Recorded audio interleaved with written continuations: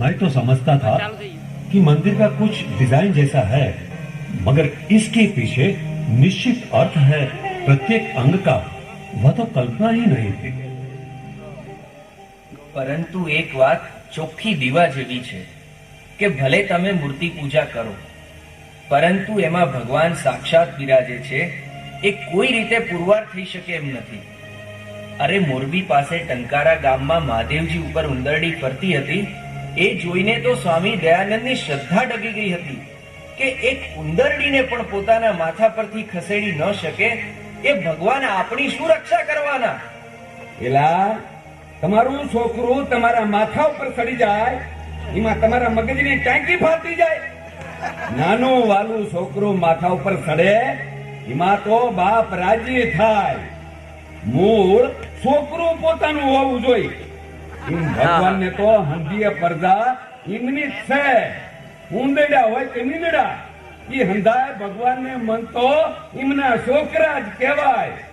એ ભગવાનના ખોળા ખૂંદે કે માથે ચડે એમાં ભગવાન ગરમ ન થઈ જાય.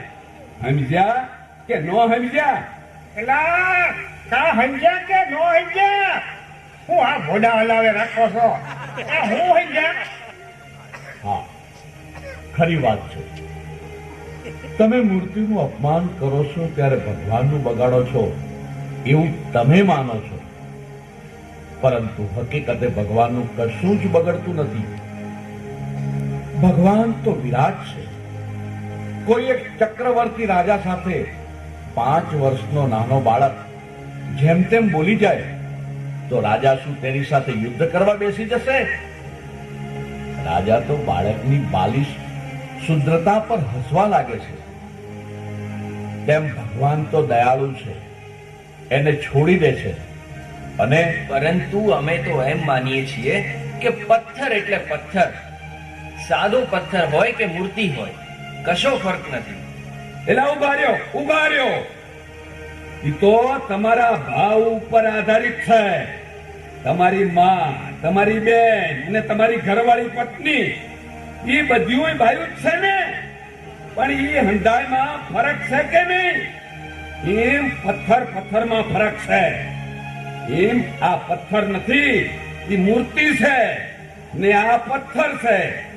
આ સ્ત્રી તમારી માં કહેવાય ને આ તમારી ઘરવાળી કહેવાય. નકર કોકની ઘરવાળીને મારી માં કહીને બોલાવજો, એ રાજી થાય છે. ભક્તિ એ તો ભાવનાની વાત છે. પરંતુ એક મુદ્દો મારે વચ્ચે બોલવાનો રહી ગયો. આપણે ત્યાં મૂર્તિ પૂજામાંથી તો અનેક કુસંપ અને ઝઘડા ઉભા થયા છે. એમાં એકતા નથી રહેતી. અમારા દેવની મૂર્તિ આવા વાઘા પહેરે ને તમારા દેવ આવા. ઉભા રહો. તમે કુસંપની વાત માંડી જ છે તો કહી દો. ઇસ્લામ ધર્મ અને ખ્રિસ્તી ધર્મ મૂર્તિ પૂજાનો સંપૂર્ણ નિષેધ કરનારા ધર્મો કહેવાય છે. ત્યાં મૂર્તિ પૂજા નથી એટલે સંપ એકતા તો હોવા જ જોઈએ. પણ ખરેખર છે? સાહેબ, અમારે ભણવામાં આવે છે કે પશ્ચિમના દેશોમાં વિશ્વના સૌથી મોટા કુસંપ અને યુદ્ધો થયા છે, અને તેમાં કુલ 17 કરોડ લોકોના કચ્ચર ઘાણ નીકળી ગયા છે. તો શું એ કચ્ચર ઘાણ મૂર્તિ પૂજાને લીધે નીકળ્યો હતો? મૂર્તિ પૂજાને સંપ કે કુસંપ સાથે કાંઈ લેવા દેવા નથી. એને તો માનવીના સ્વભાવ સાથે લેવા દેવા છે. खामोश, बस बंद करो ये बकवास. ये बहुत हो गया है. मैं कभी का सुन रहा हूं मंदिर मंदिर मंदिर. कोई तमीज है या नहीं? मंदिर के पीछे पड़ गए हो. हमारी हिंदू संस्कृति की जो नींव है, हमारा जो फाउंडेशन है, हमारी जो जड़ें हैं, उसे उखाड़ कर तुम क्या पाओगे? क्या कभी किसी मुल्ले को पूछा है कि मस्जिद में क्यों नमाज पढ़ते हो? कहां है इसमें अल्लाह? पूछा है कभी मस्जिद की क्या आवश्यकता है? कभी काबा के उस पत्थर के बारे में कुशंका करने की ताकत हुई है क्या? तुम्हारे जैसे नपुंसक बिन सांप्रदायिक दंभी दोहरे स्टैंडर्ड रखते हो, क्या शर्म नहीं आती? हिंदू धर्म और मंदिर की बातें आई कि तुरंत कुतर्क और साइंस की बातें करने लगते हैं, देश की समस्याओं को इसे ढूंढने लगते हैं, पूछने लगते हैं मंदिर की मूर्ति में परमात्मा कैसे है दिखाओ। ये क्या कोई दिखाने की चीज है? अरे उसे देखने के लिए जो आंखें चाहिए वो है तुम्हारे पास। मीराबाई को मूर्ति में भगवान दिखाई दिए थे। अरे नरसिंह मेहता को दामोदर जी ने दर्शन दिए थे। दादा खाचर और स्वामी ब्रह्मानंद जी को मूर्ति में से परमात्मा के दर्शन हुए थे। अरे गोंडल में भगवान स्वामी नारायण की मूर्ति में प्रत्यक्ष परमात्मा के दर्शन किए हैं स्वयं प्रमुख स्वामी महाराज ने। ये सब सत्य वृत्तांत है, क्या कोई झूठे उपन्यास थोड़े हैं? हे तुम्हारे पास इन महापुरुषों जैसा शुद्ध विशुद्ध भक्तिभाव यदि है तो आओ और देखो, परमात्मा तुम्हें नहीं मिलते हैं तो मैं तुम्हारा गुलाम हो जाऊंगा। एक और हृदय खाली वीरान पड़ा है और मूर्ति में प्राण के साइंटिफिक सबूत मांगने निकले हैं। अरे रे रे रे, क्या है तुम्हारी कमाल? मूर्ति में प्राण की बातें तो छोड़ो, मैं तो ये पूछता हूं कि तुम्हें क्या ये भी मालूम है कि तुम्हारे शरीर में प्राण कहाँ है? कहाँ है? यहाँ यहाँ यहाँ यहाँ कहाँ है प्राण? अरे तुम्हारे शरीर की बात पूछता हूं, कैसे रहते हैं प्राण शरीर में? किस तरह के होते हैं प्राण तुम्हारे शरीर में? है कुछ मालूम? अपने खुद के प्राण या जीवात्मा के बारे में तनीक भी जानते नहीं हो और मंदिर में परमात्मा की मूर्ति में प्राण खोजने निकले हो क्या? अरे इतना ही नहीं, जो सच्चे भक्त है उनकी भक्ति को अंधश्रद्धा कहकर उसके पीछे लग जाते हो, मंदिर और मूर्ति के खंडन में लग जाते हो। हमारी ही हिंदू संस्कृति की इस धरती पर पैदा होकर हमारी ही संस्कृति की जड़ें उखाड़ने निकले हो। नमक हरामियों, नमक हरामी का इससे बड़ा दृष्टांत क्या हो सकता है? लगता है यह कराल कली काल का ही प्रभाव है। ऐसे नमक हरामियों को देखते देखते हृदय निराशा से भर जाता है। सोचता हूं क्या होगा हमारी इस पवित्र संस्कृति का, क्या होगा हमारे अध्यात्म विरासत का। मगर इस कराल कलिकाल में मुझे सिर्फ एक ही आशा का ज्योति पुंज दिखाई देता है, जिसने मंदिरों की महिमा को पूरे विश्व के दिगंत में महामंडित किया है, और वो है हमारे परम वंदनीय विश्व वंदनीय प्रमुख स्वामी महाराज, जिन्होंने 450 से भी अधिक मंदिरों की स्थापना कर एक नूतन विश्व विक्रम रचा है। अरे एक विरक्त साधु महात्मा ने क्या कमाल कर दिया। आज लंदन और अमेरिका से लेकर देहातों तक लाखों लोग नित्य उनके मंदिरों में जाते हैं, भक्ति करते हैं, तपस्या करते हैं, सेवा साधना करते हैं, और लाखों बच्चे और युवा यहां से संस्कार पाते हैं। इसका कितना पुण्य मिलेगा इस ब्रह्मांड को। अरे एक मंदिर से ब्रह्मांड का आयुष्य 1 लाख वर्ष बढ़ जाता है, और इसका इतना फल है कि मुझे विश्वास है कि तुम्हारे जैसे नास्तिकों और नमक हरामियों की फौज आएगी तो भी इन मंदिरों को कुछ नहीं कर सकती। प्रमुख स्वामी के इन मंदिरों में आकर तुम्हारे जैसे नास्तिक भी आस्तिक बन जाएंगे। और एक बात भी मुझे यहाँ कहने की आवश्यकता लगती है। मैंने सुना है कुछ लोग ये भी कहते हैं कि प्रमुख स्वामी मंदिर ही मंदिर बांधते हैं, समाज सेवा क्यों नहीं करते। अरे उल्लू, जरा आंखें तो खोलो, ये तो सूरज निकला है।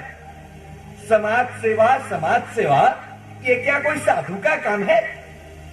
अरे वो तो श्रेष्ठियों और धनवानों का काम है, वो तो राजा महाराजाओं का काम है। कोई साधु का काम क्या हो सकता है? साधु का काम तो भक्ति करना, भक्ति करवाना, संस्कार देना, आध्यात्मिक राह दिखाना, ये है। फिर भी यह सब करते हुए प्रमुख स्वामी जी ने जितनी सामाजिक सेवाएं की हैं, ओहो उतनी सेवा, अरे मैं तो ये पूछता हूँ, तुम गृहस्थों में से भी किसी ने किया है क्या? साधु की बात छोड़ो, अरे गृहस्थों में से किसी ने किया है कोई ऐसा एक ही उदाहरण पूरे भारत में? जरा देखो तो सही। बिना कुछ अध्ययन यूं ही उल्लू की तरह कब तक चिल्लाते रहोगे? मैं तो पूरे भारत में और विश्व में घूमता हूं। मैं विश्वास के साथ यह कह सकता हूं कि मंदिरों की महिमा एवं समाज सेवा दोनों क्षेत्रों में एक वितरागी और निष्पृही महापुरुष प्रमुख स्वामी महाराज एक अनन्य महान विभूति है। और ये साक्षात ब्रह्म स्वरूप संत विभूति के हस्तों से जिन मंदिरों की जिन मूर्तियों में प्राण प्रतिष्ठा की हुई है, मैं ये समझता हूं कि परमात्मा शायद अपने धाम में तो विराजमान होंगे ही, और उनका विराजमान होने का यदि कोई दूसरा स्थान है तो ये मूर्तियां हैं जिसमें प्रमुख स्वामी जी ने प्रतिष्ठा की है। हजारों वर्षों में ऐसे महापुरुष शायद एक बार ही अवतरित होते हैं। यदि मंदिरों के बारे में कोई भी शंका हो, उनके सत्संग में जाया करो, आपकी आत्मा पलट जाएगी। आपको परमात्मा के दर्शन की वह झंखना होगी जो नरसिंह मेहता को थी, जो मीरा बाई को थी, जो दादा खाचर और स्वामी ब्रह्मानंद को थी। तो आइए इन मंदिरों में आप जाइए, आप परमात्मा को पाकर ही रहोगे, यह मेरा विश्वास है। એ મહારાજ, આ તમારામાં તો આજે ભગવાનનો પ્રવેશ થઈ ગયો હો. ભલભલાની સાતી વિધિ નાખે ને એવું ગજબનું તમે તો કઈ નાખ્યું લ્યો. महाराज, मुझे लगता है कि आज का दिन मेरे लिए एक नया जन्म देने वाला दिन है। मेरी आंखें अब खुल चुकी हैं। અને મને પણ મારી ભૂલ બદલ પશ્ચાતાપ થાય છે. ભાઈ લઈ લ્યો આ તમારી ફટાકડી. આપણે પારકી વસ્તુ ધૂળ માનવી છે, પણ પછી કોકની નિરાતે આપણને વાપરતા શીખવાડજો. સમજ્યા કે નો સમજ્યા? હા બરાબર શીખવજો.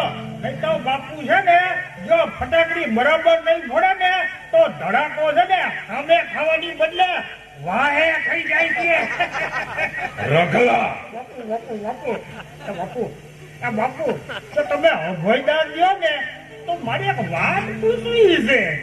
ખુશ બાપુ બાપુ, તમે ઓલી હેડ લખી હતી ખબર છે કે 2 જોટાળી બંધોક લઈને હદાય સુરવીરો આવી જાઓ, એ બધા સુરવીરોને તમે બોલાવ્યા. તેમાં ઓલા એક દેવા એકને તો જાણે ઓળખો કે ઈ આપણા ગામનો માણસ છે, પણ ઓલા તખતસિંહ, ટપુબા, જાંબા ને હેપુબા ને ઓલા ભાઈલુબા, ટેબા, ફલાણાબા, ઢીકડાબા, ઈ બધા નામ તો મેં બાપુ પહેલી વાર સાંભળ્યા. તો બાપુ ઈ બધા કોણ છે? એ તો મને ક્યાં ખબર છે? બાપુ બાપુ આ તો જે મોઢે સડ્યા એ નામ બોલી નાખ્યા. અને એવા કોક હોય તો ઠીક છે, નકર પછી હરિયાળી. બાપુ બાપુ, તમે તો વારે કરી. Silence, silence.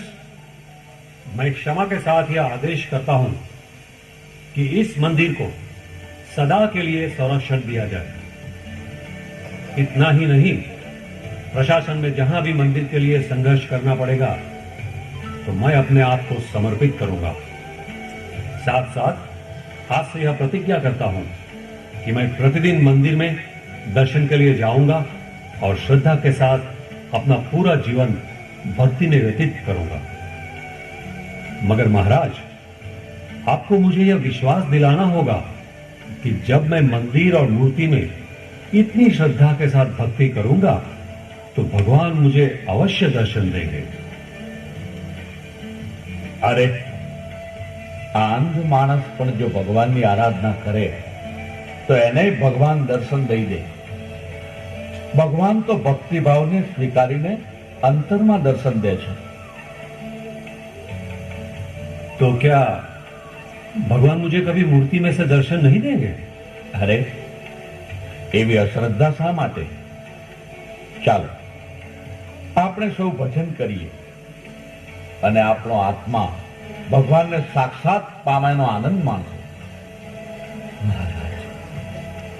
મારે દર્શનની ઝંખના છે. હું ભજન ગાઉં, મને આશીર્વાદ દો. આજે તો મારે ભગવાનને પામીને જ જવું છે. હા હા, ચાલો આપણે ભજન કરીએ.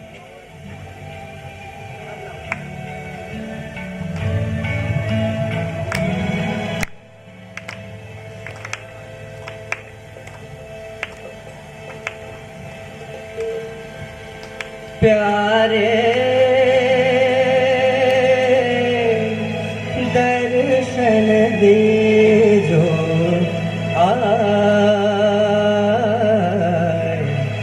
तुम बिन रयो ना जाए. प्यारे दर्शन दीजो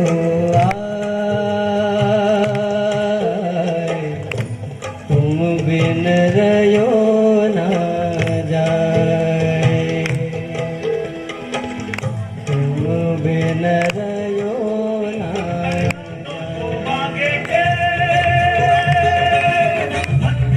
प्रभु विराजे छे, मंदिर में प्रभु विराजे छे, मंदिर में प्रभु विराजे छे, मंदिर में प्रभु विराजे छे.